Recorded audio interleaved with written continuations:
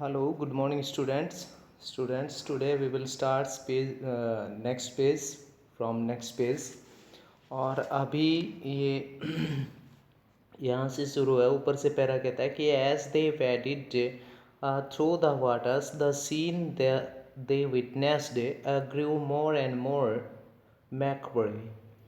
कहता है कि as they waded through the waters, जो ही वो पानी में से बहते हुए जा रहे थे, द सीन दे विटनेस्ड, तो जो दृश्य उन्होंने देखे, ग्रीव मोर एंड मोर मैकेब्रे, वो अत्यधिक डरावने होते जा रहे थे. मैकेब्रे मतलब कि डरावने.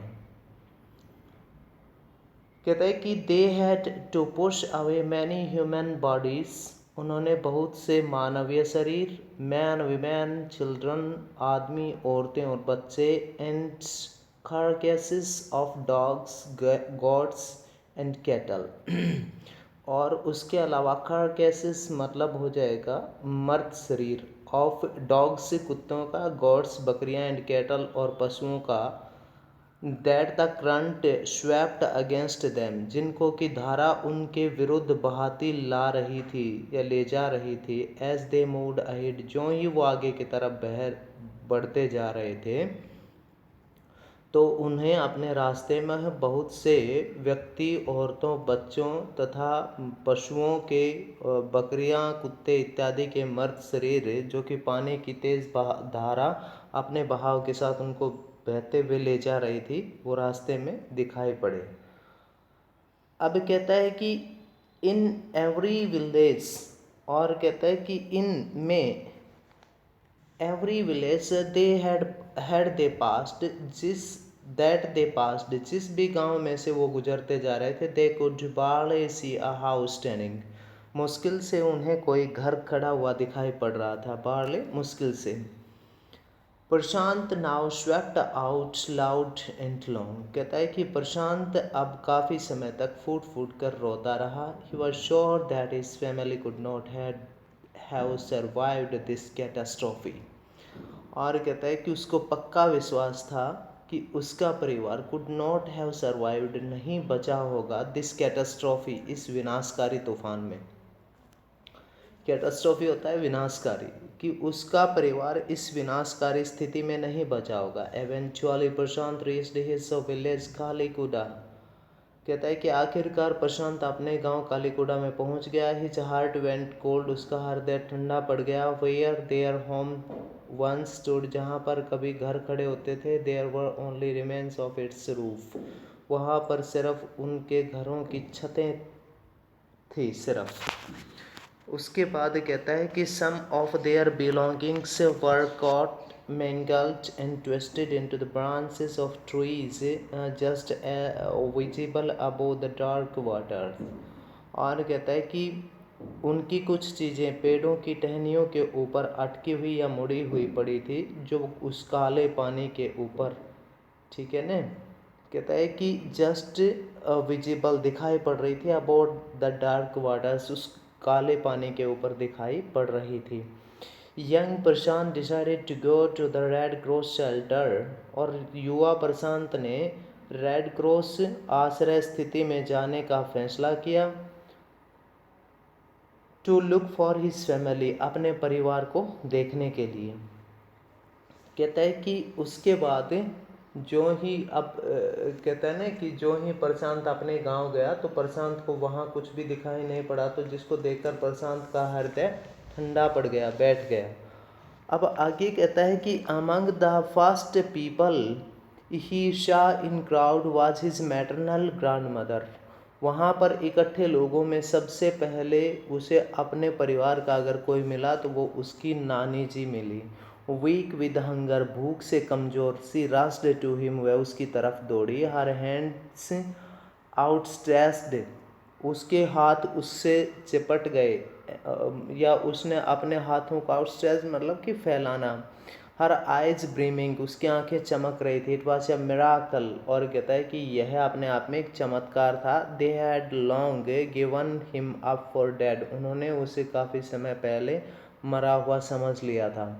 Quickly word spread and his extended family gathered around him, और कहता है कि थोड़ी देर में ही समाचार यह फैल गया, क्विकली वर्ड स्प्रेड, थोड़ी देर में ही समाचार फैल गया, एंड हिज एक्सटेंडेड फैमिली, और उसका परिवार गैदर्ड अराउंड हिम, उसके चारों तरफ इकट्ठा हो गया, and hugged him tight in relief, और वो बड़े चैन महसूस करते हुए उससे चिपट गए।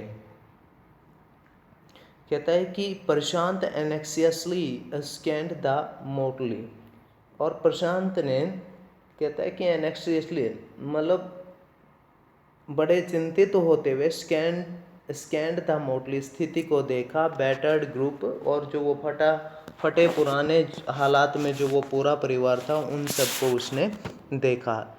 हिज ब्रदर एंड सिस्टर, उसके भाई और बहन, हिज अंकल एंड आंट्स, उसके चाचा चाची, they all seemed to be there, वो सभी वहाँ पर दिखाई पड़ रहे थे। बाय द नेक्स्ट मॉर्निंग, अगली सुबह तक, he took in the desperate situation in the shelter, और कहता है कि वह उस शरण सतली स्थिति में निराशाजनक हो चुके थे। डेस्परेट होता है हताश हो जाना, निराश हो जाना। He decided to get a grip over himself, उसने स्वयं के ऊपर एक मजबूत पकड़ बनाने की कोशिश की। He sensed a healthy grief settling upon the 2500 strong crowd in the shelter। कहता है कि he sensed a deathly grief settling, और आखिरकार उसने एक मृत्यु की तरह घातक दुख को महसूस किया। Upon the 2500 strong crowd in the shelter, उस आश्रय स्थल में जो 2500 के आसपास लोग थे उनमें स्वयं को ही उसने मतलब कि इस चीज़ को काफ़ी महसूस किया। 86 lives were lost in the village, लगभग 86 लोग गांव में मारे जा चुके थे। All the 96 houses had been washed away, और सभी 90 घर जो थे वो बह गए थे। It was their 4th day at the shelter, और उस शरण स्थल में उनका चौथा दिन था। So far they had survived on green coconuts, और वो काफ़ी समय तक उन हरे कोकोनट के ऊपर निर्भर थे। But there were too few to go around such a tumult of people, परंतु कहता है कि आप इतनी भीड़ को पूरा करने के लिए उनकी मात्रा भी कम रह गई। Such a tumult of people मतलब लोगों की भीड़। Prashant all of 19 years decided to step in as a leader of his village, कहता है कि और इस मामले में प्रशांत जो 19 साल का था उसने अपने गांव का मतलब नेतृत्व करने का निर्णय लिया। If no one else did, यदि ऐसा कोई नहीं करता, he organized a group of youths, उसने युवाओं का एक समूह इकट्ठा किया, एंड एल्डर्स और बड़े बूढ़ों का, to jointly pressurise the merchant once again to part with his rice, और उसने मतलब जो व्यापारी थे उनको उनके ऊपर यानी जो संगठित रूप से उसने मतलब युवा और बड़ी उम्र के लोगों को संगठित किया था ना, इकट्ठा किया था, तो उससे चावल के जो मजदूर वो व्यापारी थे उनको चावल बांटने के लिए मजबूर किया। दिस टाइम, इस बार, द डेलीगेशन सक्सीडेड, यह प्रतिनिधिमंडल, डेलीगेशन प्रतिनिधिमंडल, यानी जो प्रतिनिधिमंडल कौन सा, जो बड़े बूढ़ों का उसने बनाया था वो, कहता है कि सक्सीडेड, वो सफल हुआ, एंड रिटर्न ट्रायम्फली, और वो विजय होकर लौटे। Wedding through the residing water with food for the entire shelter, और कहता है कि वे जल के उतरते हुए सतर के बीच शरण पाने वालों के लिए सामान लेकर वापस जीत कर आए। ठीक है ना, द रेसिडिंग वाटर, कम होता या नीचे उतरता पानी, with food for the entire shelter, शेष शरण स्थल वासियों के लिए वो खाना लेकर आए। No one cared that the rice was already rotting, किसी ने ध्यान नहीं दिया कि चावल सड़े हुए थे। Branches from fallen trees were gathered in a light a reluctant and slow fire, और गिरे हुए पेड़ों की शाखाओं को इकट्ठा कर और कम और हल्की सी आग जलाई उन्होंने। ऑन विच जिसके ऊपर टू कुक द राइस चावलों को पकाया। For the first time in 4 days 4 दिनों में पहली बार the survivors at cyclone shelters were able to fill their bellies. जो शरण स्थल या आश्रय स्थल के लिए जो आदमी काम कर रहे थे 4 दिनों में पहली बार वो अपना भरपेट खाना खाने में योग्य हो सके।